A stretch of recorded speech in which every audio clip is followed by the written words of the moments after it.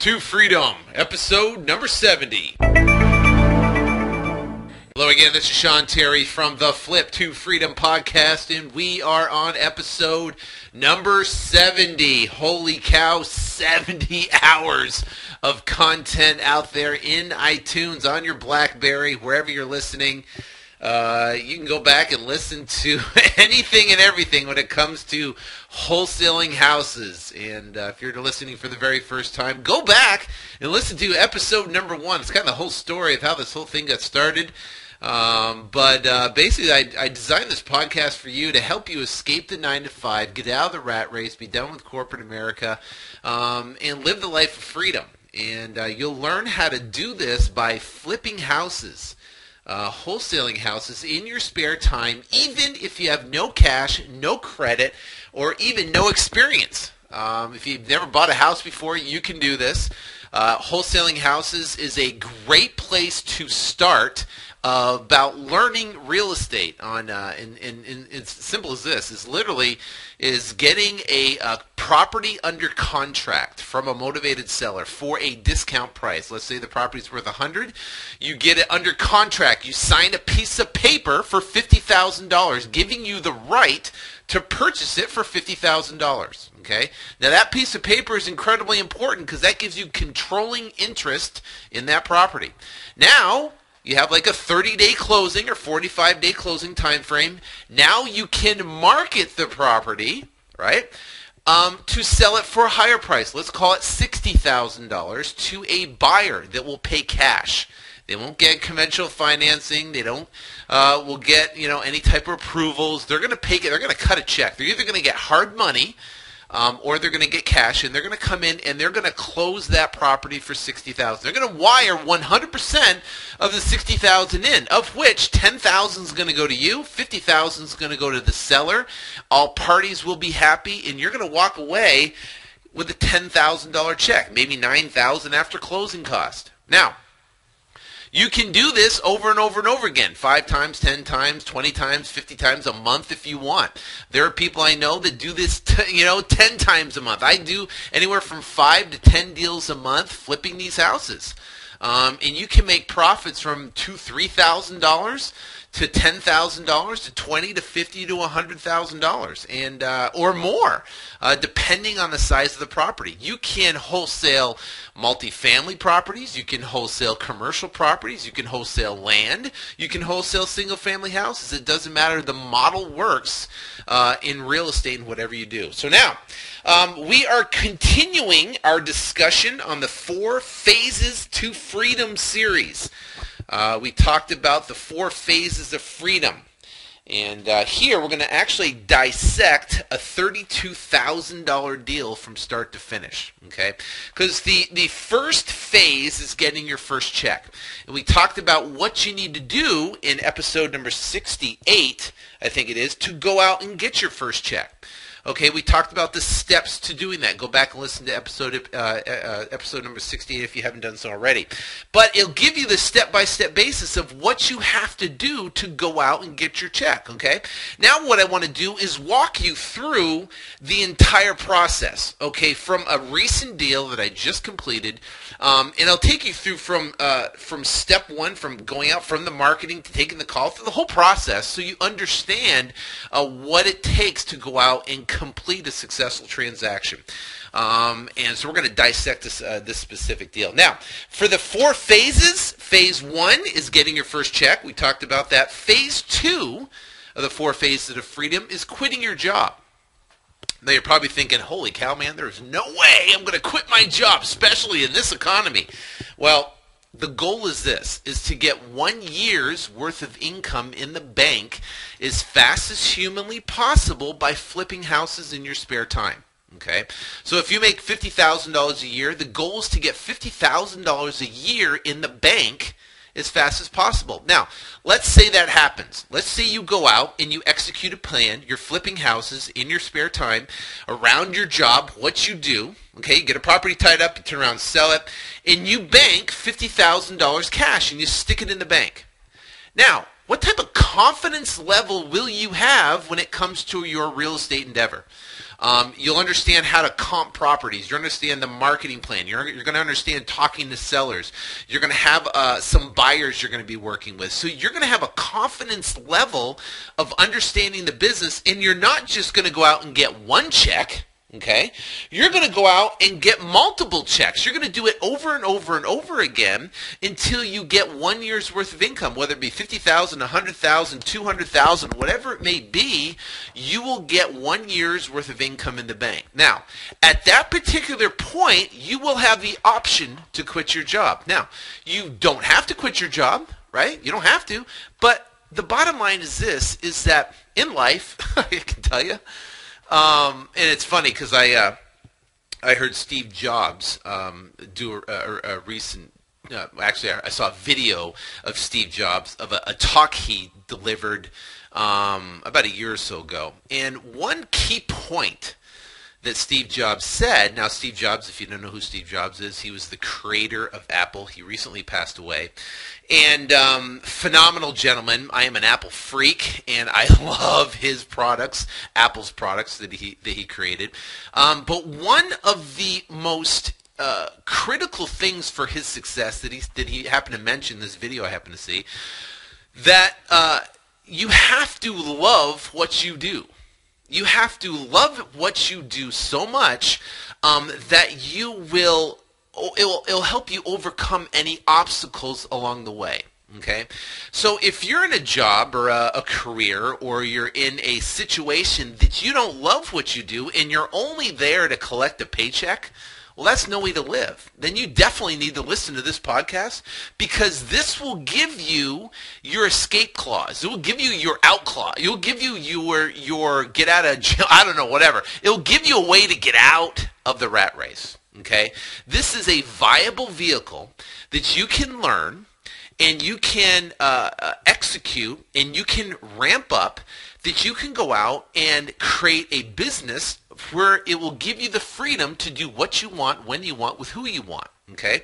So phase 2 is quitting your job. Okay, getting enough cash in the bank, getting your confidence so you can go out and you can replace your income, and now you have the option to do what you want to do.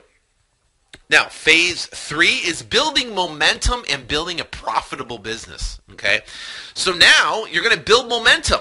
So now think about it.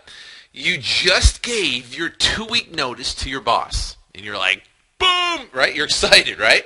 So then what happens is, now you got the next day. Now you're going to execute a plan to go out and build momentum, build a profitable business, increase your marketing, increase your team so you can go out and generate more deals. Okay. Then phase 4 is how to build passive cash flow. So here's the bigger picture, the long-term goal. The bigger picture, long-term goal is to have cash flow assets, whether they be multifamily units, they may be single-family houses, real estate cash flow that will generate money, enough money, to cover your lifestyle. So let's say you need $10,000 a month to live comfortably. Okay, you have $5,000 a month for bills and $5,000 a month for expenditures.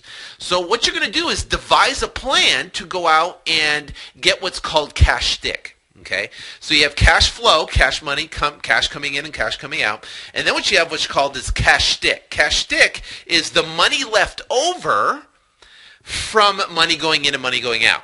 Okay, so now the leftover money, you can in turn reinvest it back into real estate, and you can have a cash flow property that's going to generate $300, $500, $1,000, $2,000 a month. And then if you have X amount of properties, whatever that might be, to cover your $10,000 a month, that means you can take the month off and go to the beach for the entire month, and your bills and lifestyle will be covered. Now, you can continue flipping properties, right? But you don't have to flip properties to pay your bills. There's a big difference. And that's what phase 4 is all about. All right, now, in this particular episode, we're going to dissect a recent deal from start to finish. You're going to learn where the lead came from, right? because in phase one you learned that you had to deploy marketing. You had to deploy some marketing to get people to call you. Right? So we're going to talk about where the lead came from, how I negotiated the deal, how I got the deal under contract, how I prepared the property, and how I got the property sold very quickly. And I'm going to basically take you through the whole process of the negotiation, what happened, yada yada, the whole thing from start to finish, so you can see or hear what it looks like to actually accomplish a deal from start to finish. Because I know there's a lot of people that are listening to this. There's people that have done deals. There's people that are still listening to this, going, "Hey, is it really possible that I could flip properties in my spare time? Is it really? Can I do this?" And they just kind of want to understand the process of going through it to be able to make that to happen. All right. And there's other people that are saying, well, really, I get a deal. I've done a deal here and I made $2,000. Another here I made $4,000. Another here a deal I made $6,000. What does a $32,000 deal look like? Well, we'll talk about that as well. All right. Now, if you want to get more information from me, you can go to flip2freedom.com. Flip2freedom.com, flip2freedom.com. I wrote a book on exactly how to go out and quit your job in 19 weeks or less. Okay, how to go out from where you are, right? Maybe not knowing a thing about real estate, and executing a plan to go out and quit your job. I've had people tell me that they have spent well over $1,000. And this information is free. All you got to do is visit the site. You'll see a video of me on the front page, a place where you can enter your email, and I'll send you a special link where you can download this report for free. And there are hundreds and hundreds and hundreds and hundreds of comments on the thank you page there of people just saying, because I ask a couple questions on there, and you actually got to opt in to be able to see those questions and answer them. But I ask people what their biggest frustration is and what their biggest solution to solve that frustration, so you get to see all the answers. It's pretty interesting. Anyways, go to flip2freedom.com and you can get that book. It's a 139-page book. You can get that for free. All right. I also want to recognize a recent review that came into iTunes. It's from Oakley. Oakley, O-K-C-L-E-E, Oakley, on October 28th, 2011. 5-star rating, says, simply the best. I have been real estate investing for a few years now, and this podcast is the best. I highly recommended this to any investor, no matter the level of experience. Thank you, Sean, for giving your time and energy and helping others succeed. Well, thank you so much for posting that review in iTunes. Greatly appreciates. It helps out with ranking inside of iTunes, and also if other people are searching, they can see the other reviews from other people that have listened to this podcast. All right, enough of that. Now let's get into the $32,000 case study on this particular deal. Okay. Now, first off, let me talk about when you're doing this business, there's a marketing plan. Okay, you have a marketing plan you execute, and you execute it consistently every single month, and you're consistently building on that marketing plan pretty much every single month. Now, you can have an online presence where you have websites and squeeze pages, and you have free advertising through search engine optimization. Then you have paid advertising through pay-per-click advertising, like on Google or MSN Ad Sender. So that's like you can have an online presence for marketing. There could be a direct mail, which is an integral part of the business, in direct mail, which this particular lead came from. It could be from bandit signs, where leads are coming in for where you actually place out bandit signs, on the weekends and people call. It also could be from bird dogs, where you work with people in your local market and teach and train them to help them find deals, and they can bring deals to you. So there are multiple ways, full-blown marketing plans that you can use to find motivated sellers. Okay. Now, probably the biggest, source of motivated sellers, I would say, would be from internet marketing, would be direct mail, and bird dogs would be my largest source of deals or lead flow coming in, excluding HUD homes. When you're bidding on HUD homes, it's free, and there is no lead generation source there. You're actually just going on the website, checking out comps, and bidding on properties. And if you will get accepted, and sometimes you won't get accepted. But I did a particular episode just on HUD homes. It's a great source of supplementing, particular deals to go out and increase your income that way. Okay, so now on this particular deal, it came from a direct mail. Now, what I do in my direct mail is I go out and I target specific lists. Okay. Now, there's the direct mail piece, and then there's the list you want to target. One of the best lists I target, and you've heard me say this, is the inheritance list. I also target absentee investors. I also target probate. I also target, maybe free and clear properties or multi-unit properties, 5 to 24 units. Those are different targeted specific lists that you can target. Then you're going to mail them a mail piece, and you either mail them a yellow letter or you can mail them a postcard. Okay. Now, what I do for my marketing plan is that I get a list, in the list for like the inheritance list and maybe even the probate list are fairly expensive. Okay. So you want to hit those lists a couple times. Now, what I do is I first initially send out a yellow letter because you get a high response rate, actually over an 11 to 15% response rate, because there's that curiosity there. And sometimes you can make a deal just out of someone being curious. They're just curious. They want to know. They will call you. Okay, and then after you send the initial yellow letter, I will follow up with a postcard. Postcard is cheaper, and it you kind of get all the stragglers that maybe missed the letter or threw away the letter or whatever it might be. You get the stragglers. Maybe you hit them at a different time. Now, I hit a list the first month. I'll hit it. I'll do a mailing for yellow letters to a brand new list. And then I do 2 mailings a month, and then I'll do another mailing of postcards to an older list. Okay, and then the next month I'll do a fresh mailing with yellow letters to a new list, and then I'll do a yellow letter to the older list of that previous month. Okay, if you follow that. So that's basically my marketing plan when it comes to direct mail. Now, if I'm going to take off the summer and go to the beach, guess what? I'll still do marketing, but I'll have one of my guys here take calls or do whatever, and then I can do everything pretty much from California, which is great. And that's why this business is so phenomenal. Anyway, or I might just not do any mailing at all and just get internet leads or other ways to get potential deals. All right, so the bottom line is this, is that when it comes to actually your marketing, you want to do something consistent. You want to do it consistently. Now, this particular deal came off a second mailing to an inheritance list when I sent a postcard. Okay, that's where this one came from. So I got an inheritance list. You can get an inheritance list, and I'm actually going to have him on an interview here in the next couple weeks or so. But his name is Lance from US Leads List, and he's going to explain how he pretty much gets his leads and why his list is so valuable when it comes to marketing to. Because inheritance is different from probate. Probate is when someone doesn't have a will and they go through the court process or the probate process, and then the courts will pretty much liquidate or have the heirs liquidate the assets to pay off the debts. Okay, now, if you have and obviously they're going to have property in there too. Some of them will have property in there.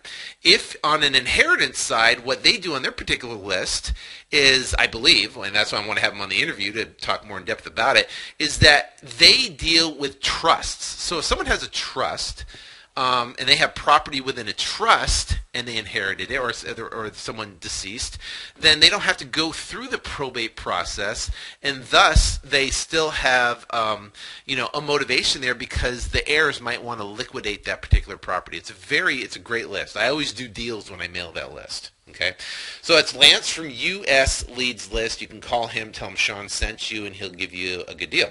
So now, I also target absentee owners, but this particular lead came from the inheritance list. And I sent them, this was the second mailing, and I sent them a postcard. And the postcard and the yellow letters I get from a gentleman by the name of Michael Corals at yellowlettermail.com. Just Google yellowlettermail.com.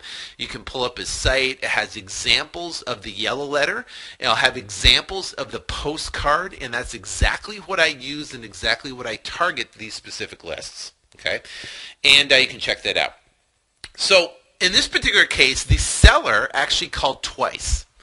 Called the first day, we didn't get back to him. Called the second day and said, hey, I am interested in selling, call me. So I got in contact with the guy, and he was out of state.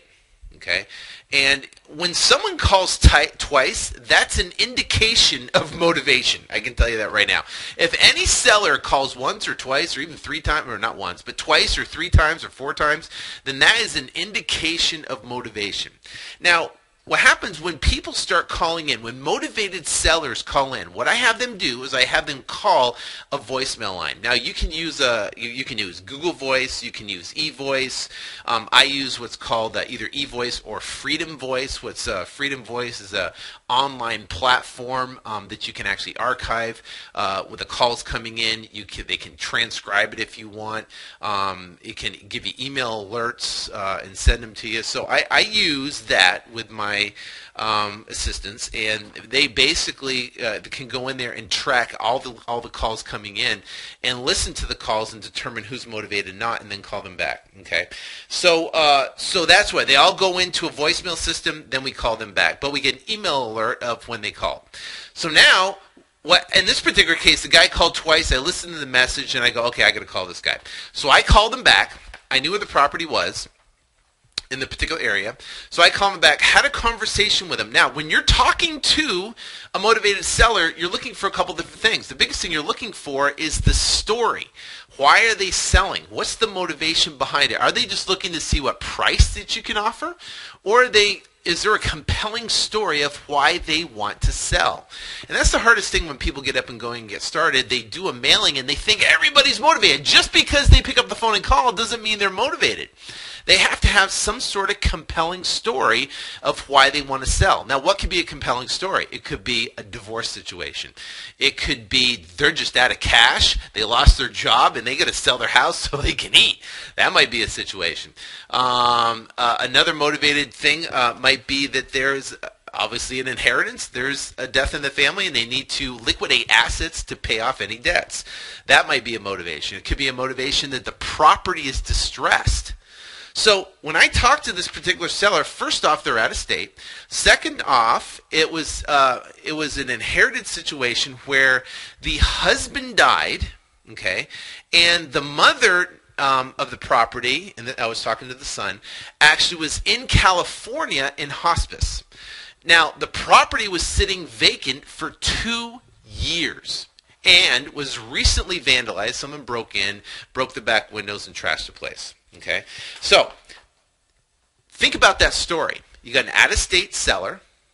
You've got a deceased situation.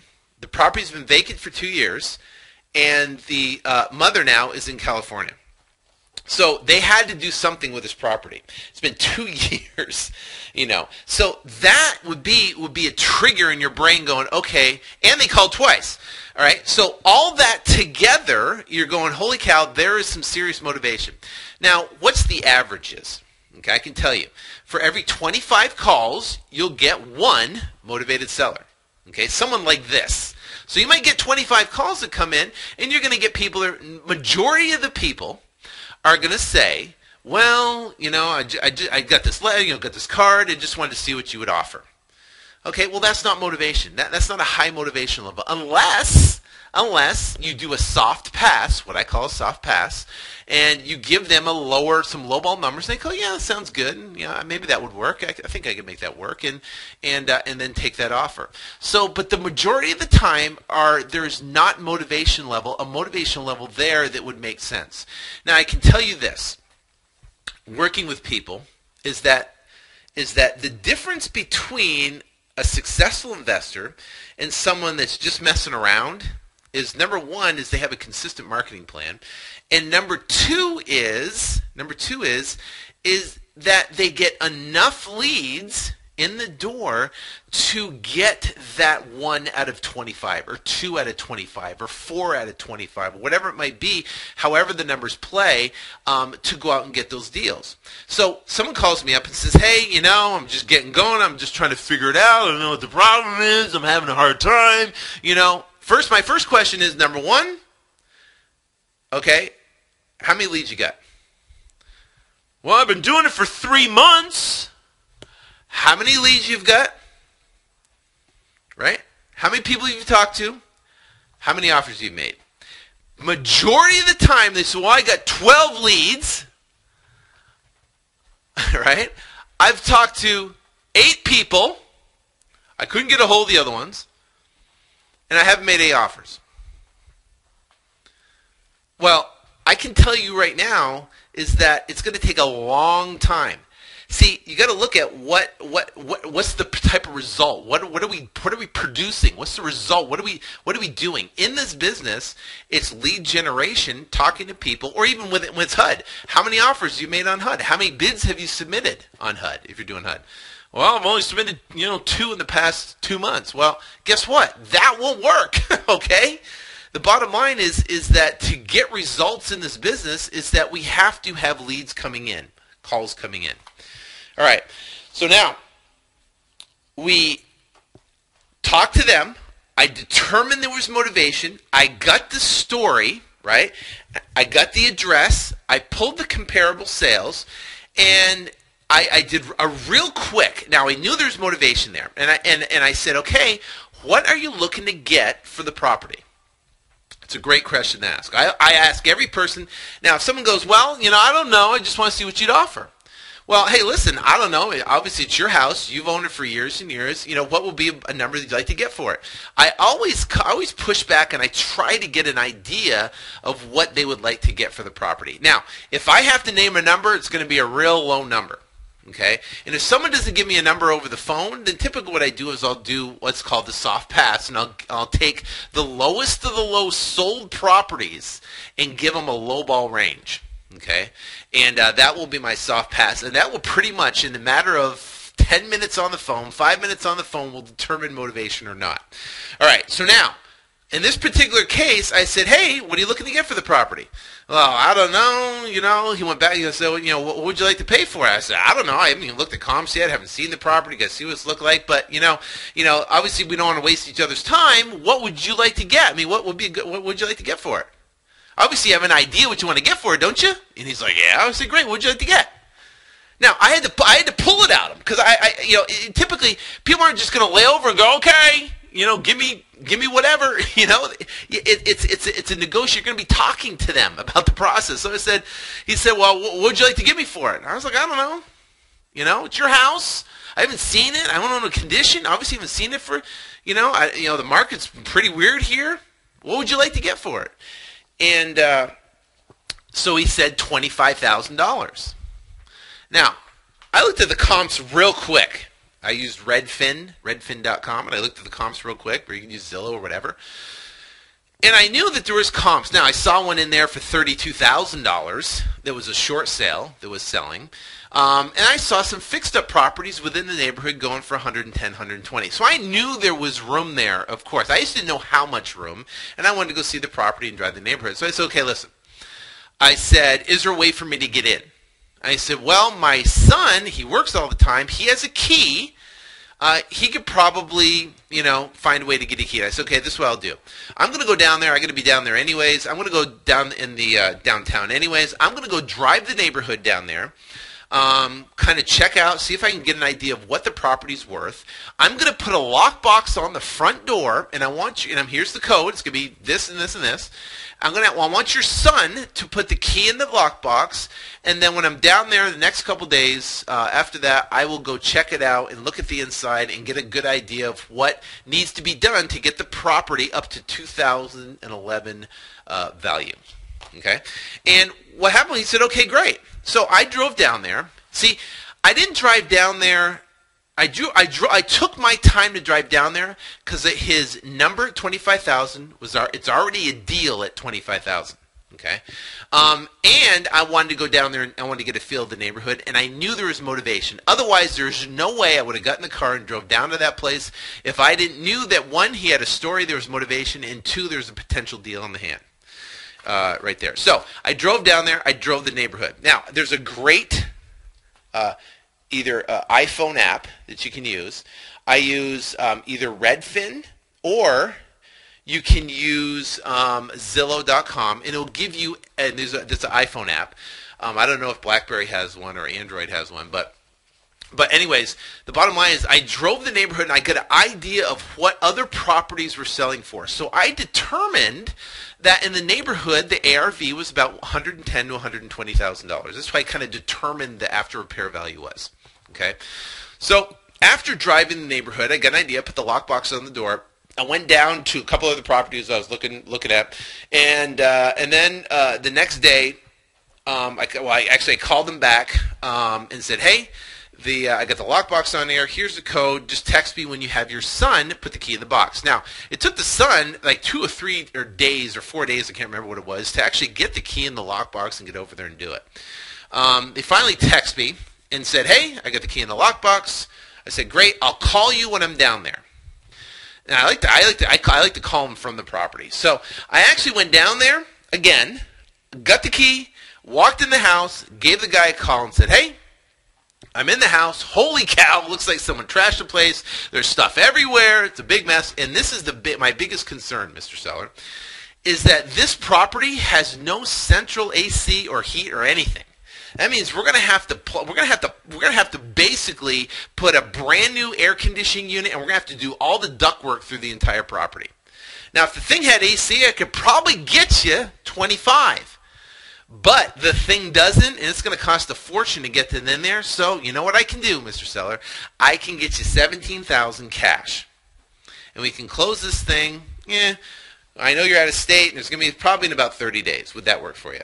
And he goes, well, yeah, I can do 17. So I said, great. I'll write up a contract and I'll send it over to you. Now I said, who? And at this time I already knew. I said, who's is the property's name is under? And he goes, well, it's under my mother in California who's in hospice. I said, okay. But he said, I have a power of attorney. I said, okay, great. Power of attorney gives him the right to be able to sign on his mother's behalf. I said, well, every state has a different power of attorney of whether the title company accepts it or not. Why don't you do this? Why don't you fax over the power of attorney? I'll get the contract over to you, and I'll take the power of attorney and I'll forward it on to my title department, and I'll see if that is acceptable or not. Now, if the power of attorney was not acceptable, then he would literally have to fly to California and get a new power of attorney signed and then get it to me, which is going to be a delayed and a long hassle. Okay, things happen like this. Okay, there is some things that happen.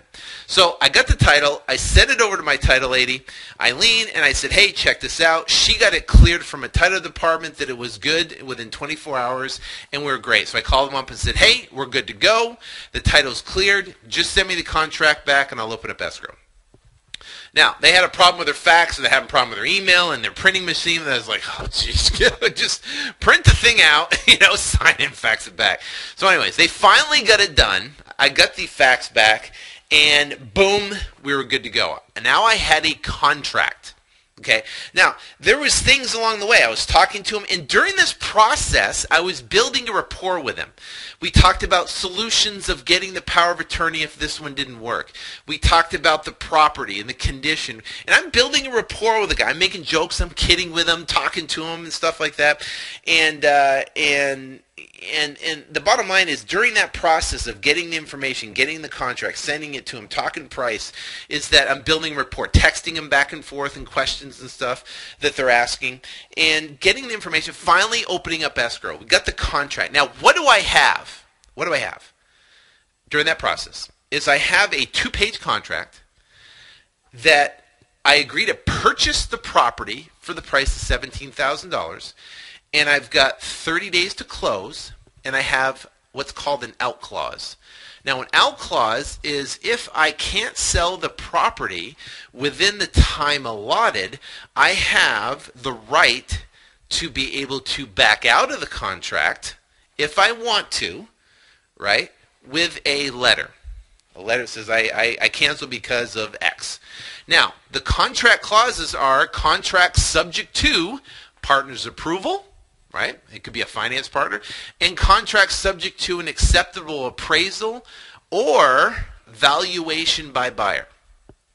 So those are a couple different, and I have other out clauses I use and stuff and disclosures, but the bottom line is those are two real simple out clauses that can be put in the contract that if for some reason you can't sell the property, that you can back out with no harm, no foul.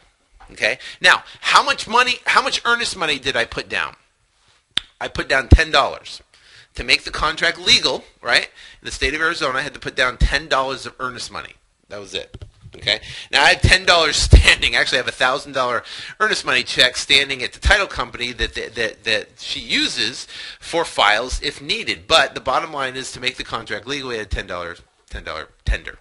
Okay. So now I have a contract. I have a 45 or 30 days to close it, $17,000. I have my out clause, and I have a piece of paper. What I do with the piece of paper?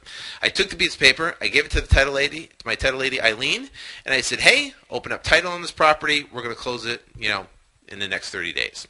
Okay. So now she's pulling the title, and she's trying to figure out, if there's any liens or judgments or any mortgages, or there's any encumbrances, any city violations. Is there anything in the way, encumbrances that could stop the sale or that would have to be paid off? Now, I have done deals and I signed a contract with people for $17,000, and then I turn around and find out they have a IRS lien on there, they have a city violation on there for $10,000, and guess what? There is more owed on the property than I'm actually contracted to purchase for, and then we get a couple different options. We could negotiate the liens down to make it work, or we cancel the contract. Okay. Now, I'll do another episode on how to negotiate liens. I've actually taken deals that didn't work with $80,000 second liens and negotiated them down to $3,000 and created $77,000 equity spread on a deal and turned around and flipped it and made $50,000. So there is ways to negotiate liens, but we can get into that down the road. Now, in this particular deal, when they pulled title, right, title report, the property was free and clear of any liens. No mortgages, no liens, no judgments, no nothing. There was nothing on the property. Okay. Now, when you're typically dealing with distressed properties, there are lots of times when you'll run into liens and judgments. I'll tell you that right now. So anyway, so the bottom line is this, is that now I was ready to go. That means I could market the property to buyers and turn around and clear to close as fast as possible. Now, it took the title report roughly about 48 hours to get the title report to know that I was in a position to sell the property. Now, we were in one situation on a deal, and I was working with this bird dog who brought this particular transaction. It was like a 7-unit apartment complex, and brought the contract, and we put it out to market, and I thought he already opened up escrow and we were clear to close, and we didn't. Once I find out, after I put it out to market and I found a buyer real quick, we got the contract, we got the earnest money, then we opened up escrow, right, on the buy side with a buyer. We found out, I said, do you have escrow open with Eileen over at First American? They're like, no. I said, you haven't opened escrow yet? And I was like, oh man, holy cow, we shouldn't even be marketing this property yet. So what I did is we opened up escrow, and we found out that the ex-husband clouded the title with different deeds. Meaning that he, and at the time prior to their divorce, deeded the property to 2 or 3 different people, and we had to get the title cleared before we could sell the property. Well, that could have all been done prior to us marketing the property and finding a buyer, and what happened was it took about a month to get the title cleared before it could actually clear and close. So that's what happens sometimes when you're dealing with these distressed properties. But anyways, this was clear to close. I was ready to go. So what did I do to start marketing the property? Now, in episode 69, we talked about the 4 phases. One of them, actually in phase 1 of getting your check, was to go out and start talking to buyers, start building a buyer's list. We kind of told you how to do that, so go back and listen to that one if you haven't listened to it already. But what I did is I first called my VIP buyers. These are people that I have on speed dial on my phone. When I get a deal, I call them up and say, hey, I got a deal. Here it is. Here's the situation. Here's the price. It's going to go fast. Let me know. And basically what I do is I tell them, say, listen, I'm going to give you 48 hours to give me a decision on this property. I'm calling you and a couple other guys, and then I'm just going to go out to market. It's going to hit everybody and their brother, and the thing's going to fly off the shelf. So I need a decision ASAP on this thing. Now, I priced the property at $49,000. So I called up one of my guys and said, hey, $49,000. He goes, oh my gosh, I want it. I know the area. I love it. I'm just, I can get over there today. Here, I gave him the lockbox code. He checked out and said, okay, I'll call back and I take it.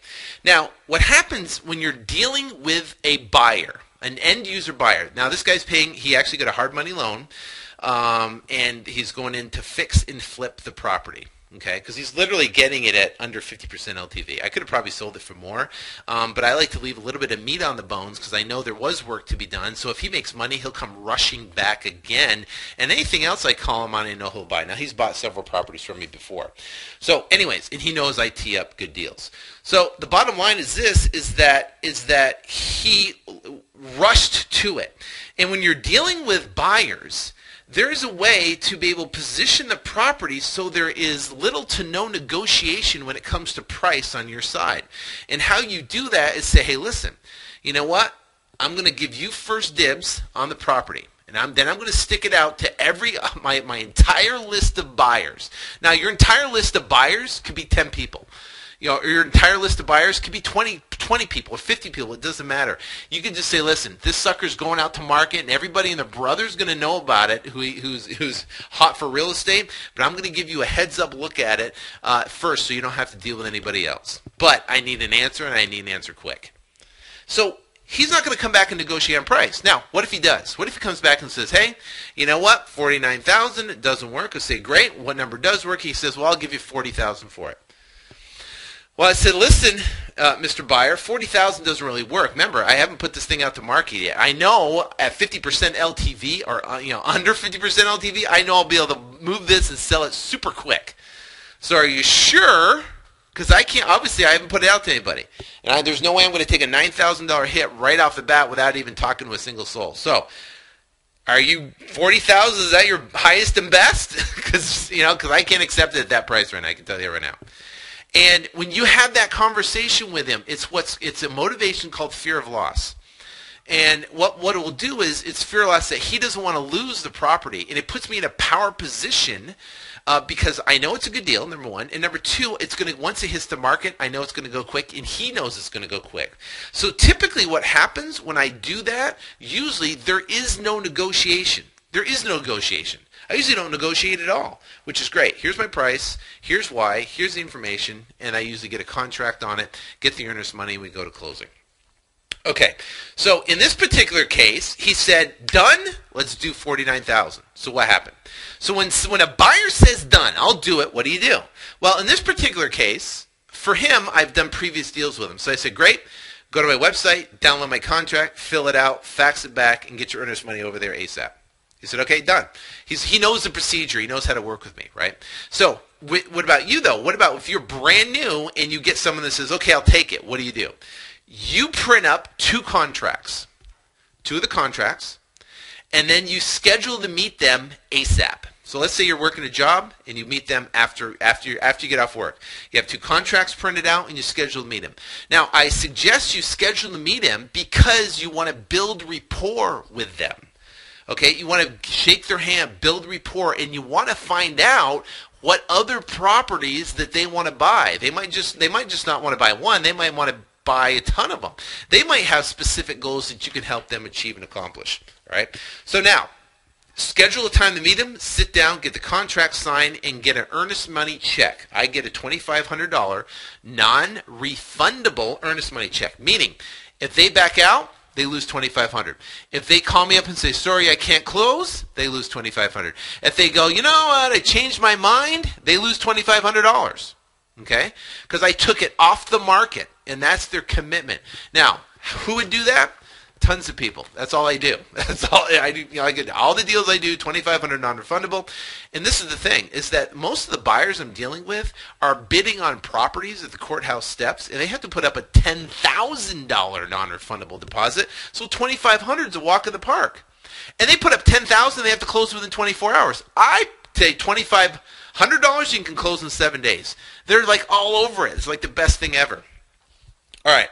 So now I got a contract right now for 17 with my seller, right? It's in escrow. Now I get a contract for 49,000, okay, with a 2,500. What I do, well, in this particular case, he faxed it back to me. I signed it. I sent it over to title. He deposited the earnest money at $2,500. Boom, we're off to the races. Now we got 7 days to close the sucker. So now what we did is that he did his stuff. He got his hard money loan lined up, and boom, we went to closing. So what the title company does now is, let's talk about closing day, because a lot of people have concerns about what is closing day. I know when I first started, what does closing day look like? Does everyone just all come in a room, they all sit down, they all write, and everyone signs checks and everyone gets paid? No, it doesn't work that way. What happens is your title will pull all the documents for the buyer, all the documents for the seller to sign. And they'll schedule an appointment with the seller at one time. Let's call it 10 o'clock. So the seller will come in, they'll sit down, and they'll sign all their paperwork. Okay? Now, there's a couple different ways you can close these things. You can do what's called an assignment, where you just sell your contracts for a fee, right? Or you can do a double escrow. In this particular case, I did a double escrow, meaning there's two escrows. And they're what's called simultaneous or back-to-back closings. It's all done on the same day. So now, in this particular example, in this example, the seller was out of state. So we had to FedEx docs to them. They signed the documents in front of a mobile notary, and the docs were FedEx back, right? And then they got the documents and recorded them. Okay? So, but let's talk about what a typical transaction looks like when you have an in-state buyer or in-state seller. What you do is you would schedule an appointment at 10 o'clock. The seller would come in. They would sign all the documents. If they had any questions, you could be on a phone call.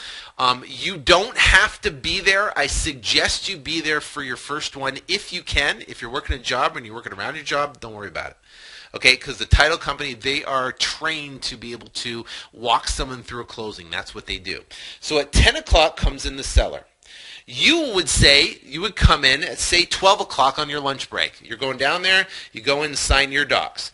And then the buyer comes in at 3 o'clock. So now the buyer comes in at 3 o'clock, he's signing his documents. Okay?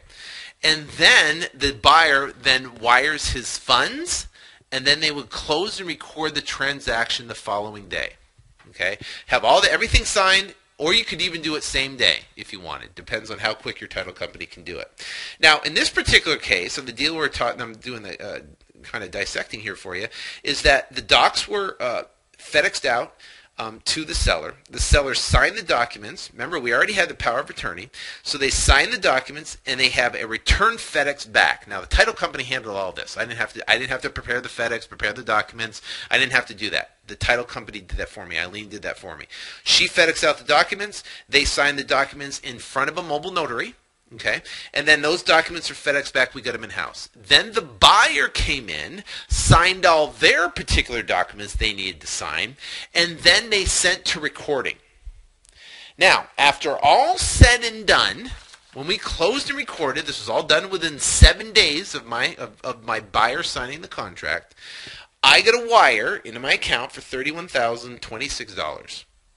That was and I paid, so the difference was roughly $800 for closing cost to get the transaction done.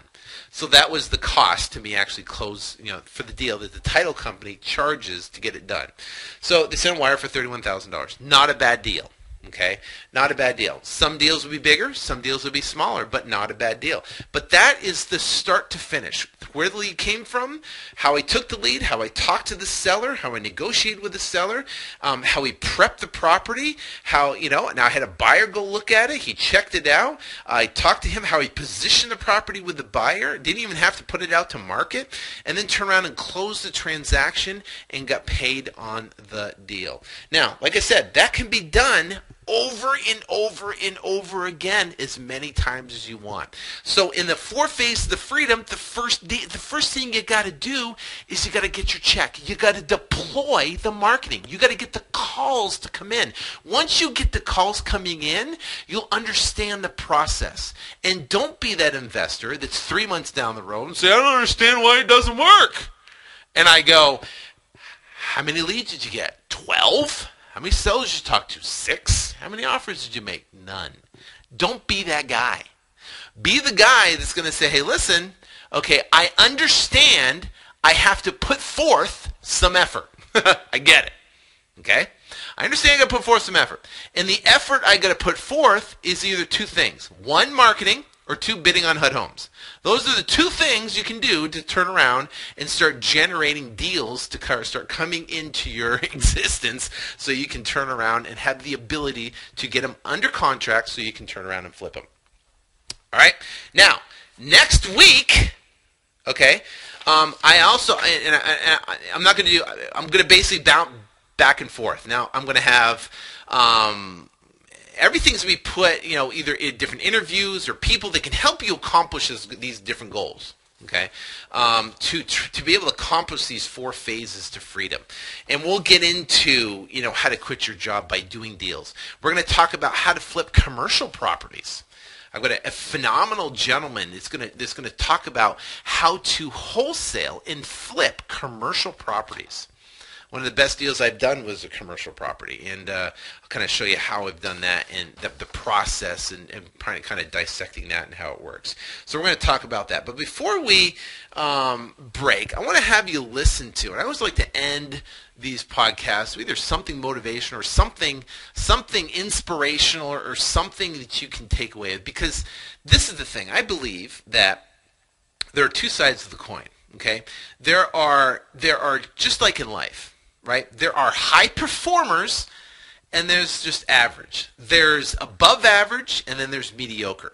Well, for you listening to this podcast, okay, all the way through and listening to them, you choose not to be mediocre because you want to be above average. You want to go out and you want to have more in your life. Everybody has a desire to be more in their life. And it's funny, I heard a quote. If you've seen the movie Rocky, great, the first Rocky, right? And his wife, Adrian, says, why are you doing this, Rocky? Why are you putting yourself through the pain? Why are you getting punched? Why, Rocky, why? And he turns around and says, because I want to prove to myself and the world that I'm not a bum. I want to prove to myself and the world that I am not a bum. So, see, and everybody has that innate desire in their to be more and do more. No one, if I give you a choice, and I said, hey, would you rather be average and live a mediocre life, or be above average and live an exceptional life? What would you pick? See, I think everybody and their brother would pick, I want to be above average and I want to live an exceptional life. We don't want to be average, mediocre, just getting by. We want more. And we've got to perform at top speed, high potential. We got to perform and outperform the masses, I guess you could say. So I was in sports my whole life. I played football, in high school, played baseball, played hockey, loved sports, especially this time of the year when you got football season. Love football season. Just loves it. And but one of the best coaches, and I love the speech, is this gentleman by the name of Vince Lombardi.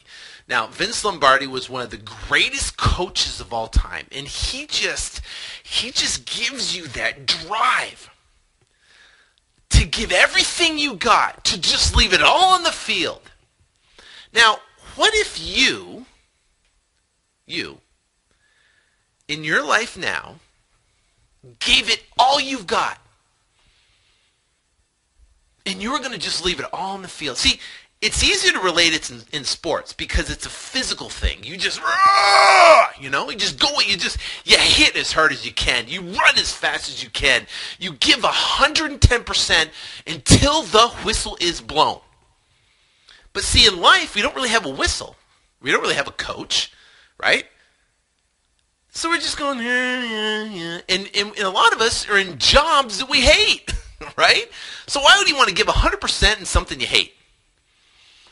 That's why this particular podcast will get you out of that, so you can punch your time card for the very last time.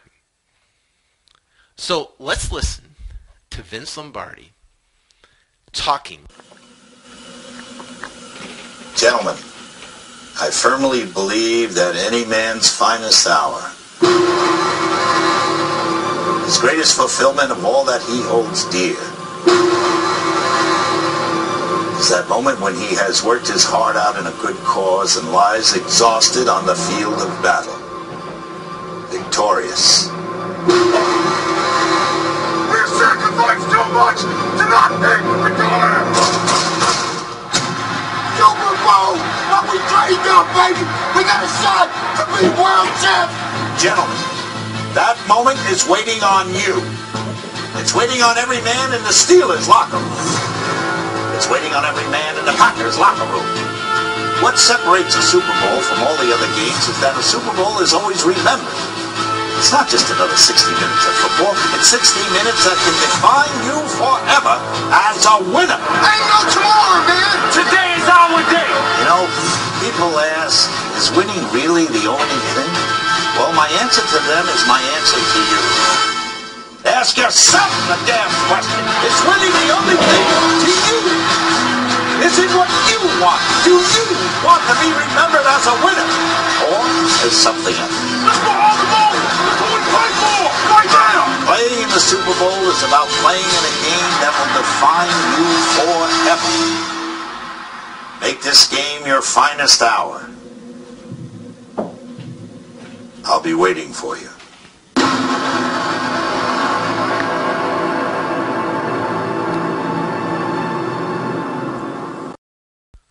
So how do you want to be remembered? Think about that. Because guess what? Whether it be 5 years, 10 years, 15 years, 20 years, 40 years, all of us are going to be pushing up daisies. We're going to be done. We're going to be dust. We're going to be a memory in someone else's life. So let me ask you this. How do you want to be remembered?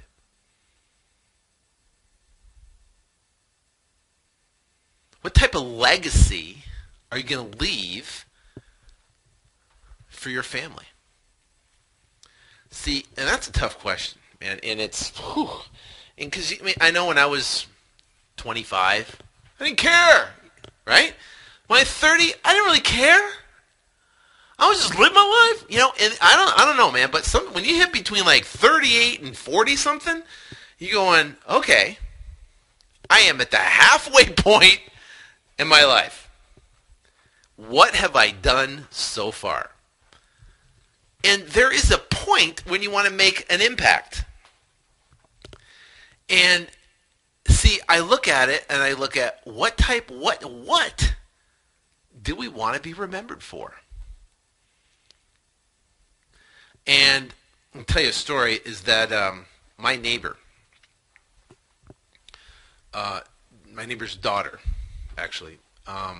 She, and for privacy problem, her name is Erin, and for privacy purposes, I don't want to give her last name or anything like that. But the bottom line is that she came down with a terminal cancer, an unreversible cancer that at the age of 16. And she was a beautiful girl. She was almost 17. I'm absolutely gorgeous. The light, I mean, she was an angel, a true angel. I mean, just a shining angel. And she fought it for several years and then finally passed away. Now, I got two daughters. I've got a 12-year-old, 13-year-old now, and a 9-year-old. And I tell you, I can't even imagine. I can't even fathom the pain and anguish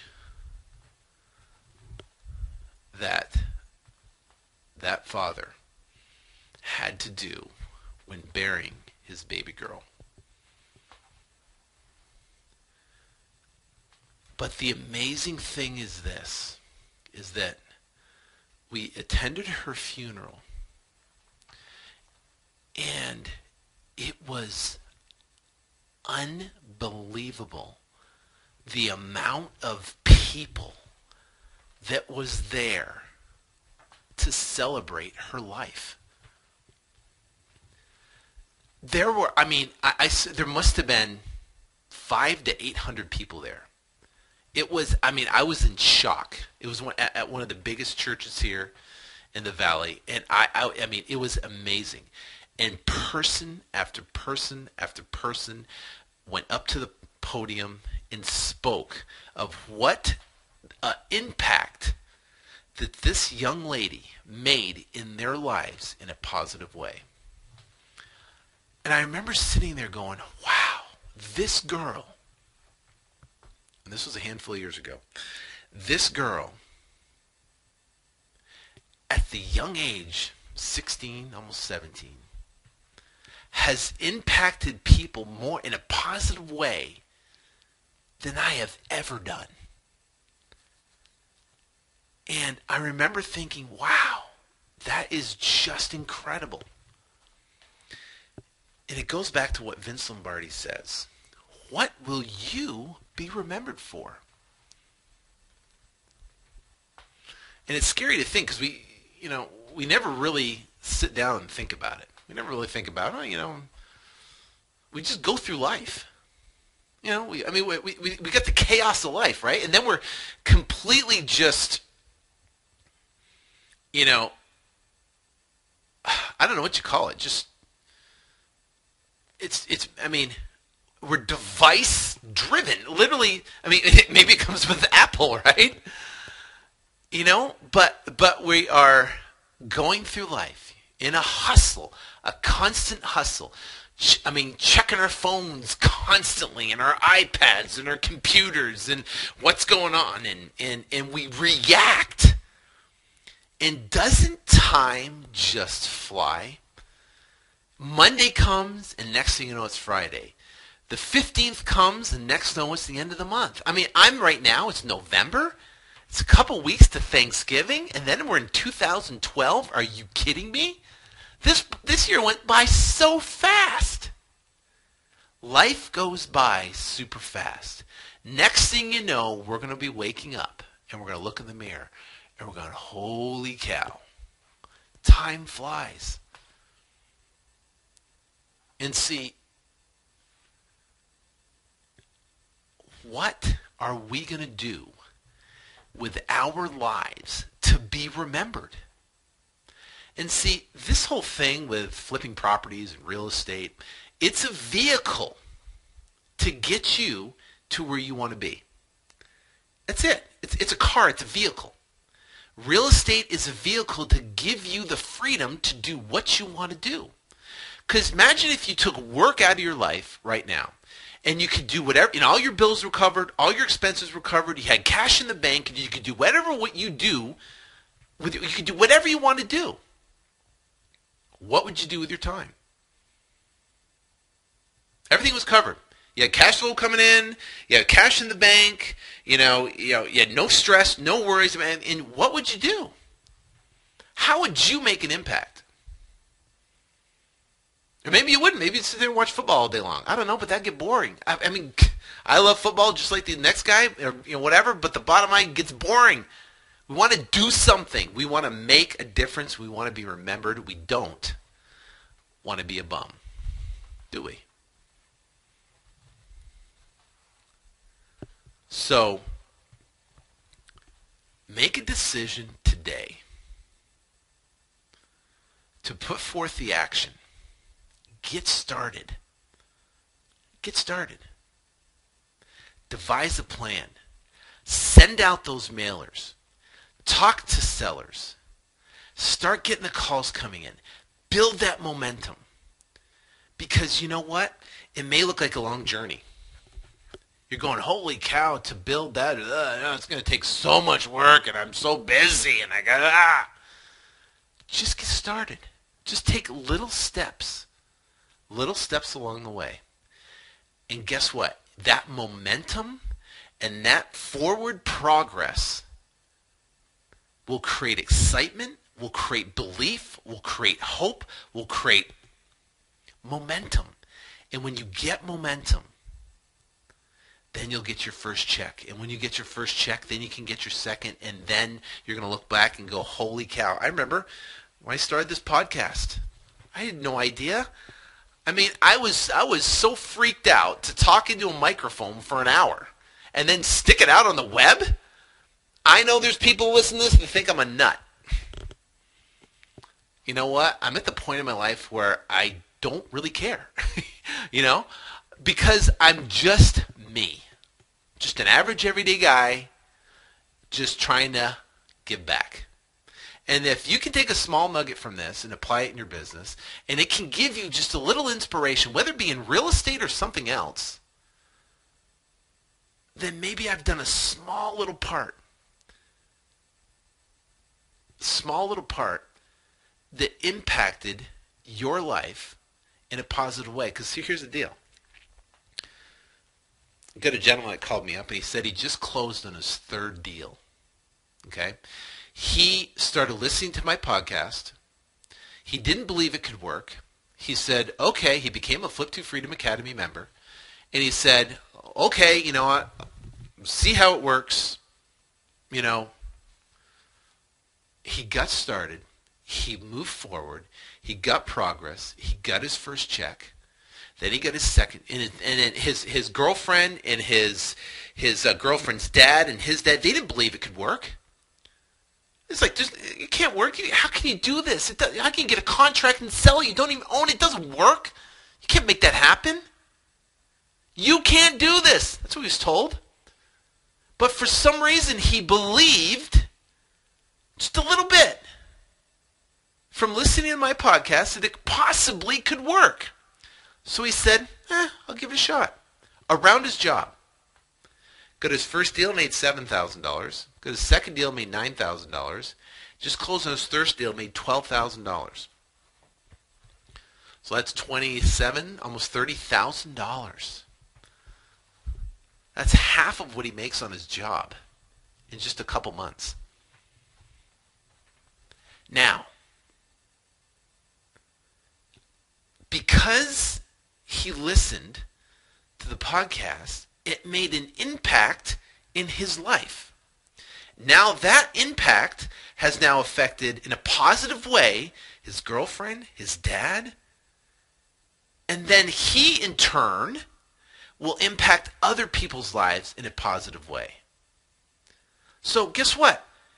You might not have to go change the world. I want to go change the world or have to do a podcast or whatever. But what if you could change one person's world?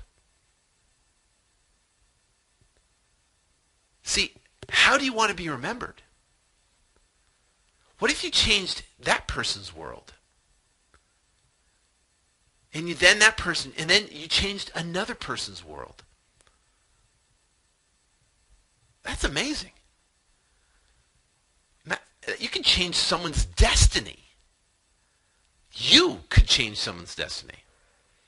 And that's one thing why I wanted to start this podcast, is because I wanted to have an impact on other people in a positive way.